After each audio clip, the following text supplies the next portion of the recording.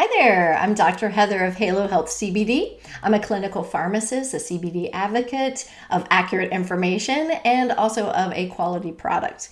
Today, I just wanted to highlight my CBD gummies. So these are CBD Isolate gummies, which means there's only CBD, no other cannabinoids for you to be concerned about with testing or anything like that.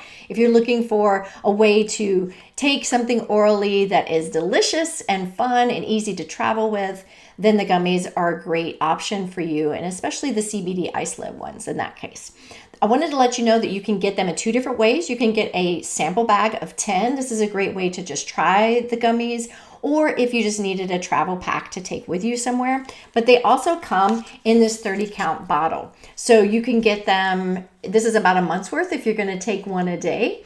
And so they come in both quantities and are both the same gummies.